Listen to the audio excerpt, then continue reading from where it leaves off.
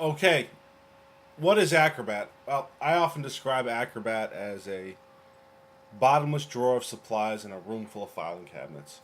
It really is a complete set of tools to deal with digital documents. And in this movie, I just want to give you a quick lay of the land to let you know what is available in Acrobat to give you something to play with. Um, the first thing I want to talk about is the toolbars. That's really the most important in a graphical user interface. The buttons that we can see and click on are really important, and not having them there probably is one of the reasons why Acrobat doesn't get sort of the credit it deserves. This is what it looks like when it opens up. There's really not much here. This is Acrobat 8 we're looking at. Well, let's take a look at Acrobat 9 really quickly. It's substantially similar. You have a bunch of tasks on top, which are not all that exciting, although they do a bunch of cool stuff. And then the familiar toolbars, familiar commands here, which is really, I must admit, not really lighting the house on fire. To get the other toolbars, the ones where the real actions, as far as I'm concerned, for lawyers, is the comment and markup toolbar, which is the best way to get to it. The easiest way to get to it is by right-clicking on the well, anywhere where there's empty space. That brings up this contextual menu. Comment and markup, I think, is probably the one where most of the action is for us. It's where the stamps are, the sticky notes, the highlighting, the text edits, which is the familiar cross out and insert type stuff that people use for editing. And when it pops up, it just comes out as a floating toolbar. You can dock it right in the well just by dragging it up there and letting it go. And if you want to pull it out later, you can always do that as well. Sort of in and out there. Now this is the stuff that comes up here. This gives you more to look at. Sticky notes are interesting. Text are interesting. You'll probably find the stamp tool very interesting, and this is the highlighting tool. But there are more tools than that, and there are some really good ones that aren't available, but that aren't included in this toolbar by default.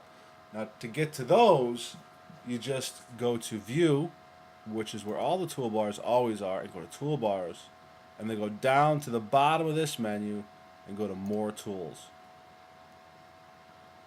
Now this is the comment and markup toolbar, and these are the ones that are included by default. I like the underline tool. I like the crossout tool.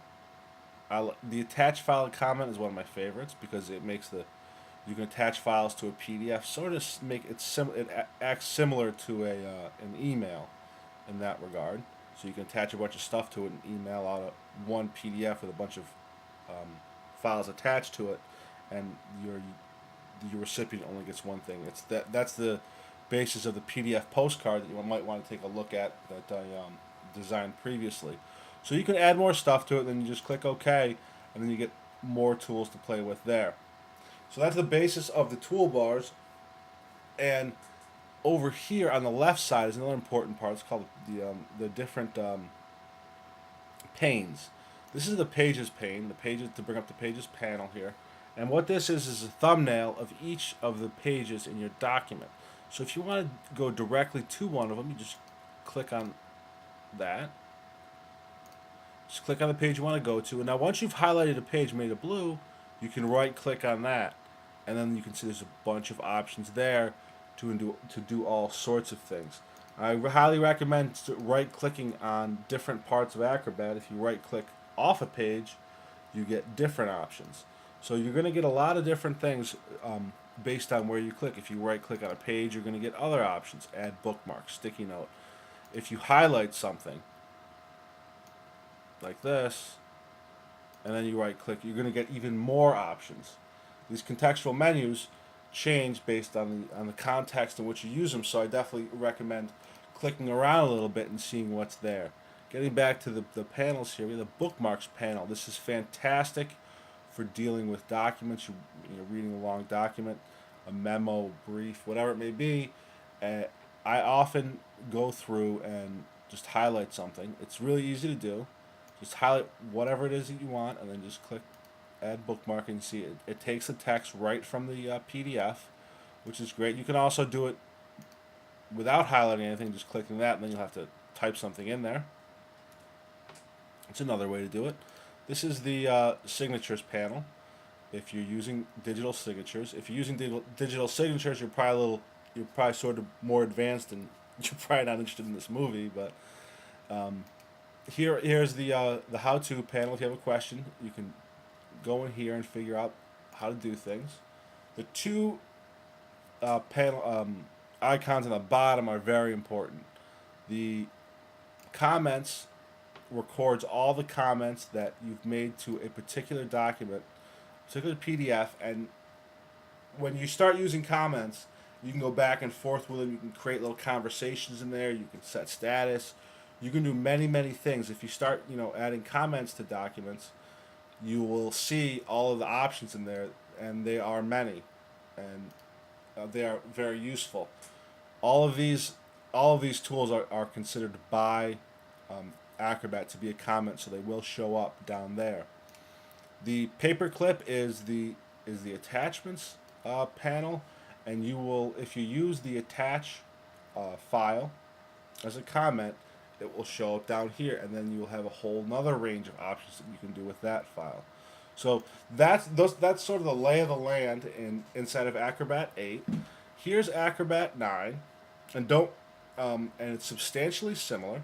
It's the Collaborate is probably the biggest improvement that really does some really nice things with Acrobat.com. I suggest you go to Acrobat.com and check that out. The basic membership is free, and you can do a lot of interesting stuff with that. Also, I'd like to note that the typewriter is better, so if you're looking to type in different fonts and colors, you can do that in Acrobat 9. Acrobat 8 doesn't have that available. So that's a quick lay of the land. We've got toolbars inside of the well, and we've got a bunch of panels over here with panes. So I'd certainly recommend you click around and check it out and see what you find. I'm sure you'll be pleased with it, and once you get these things available, I'm sure you will find many of them interesting and probably easy to use. So in the next movie, I want to go a little bit about the differences between Acrobat 8 and 9 with respect to packages and portfolios, my personal favorites of the entire program.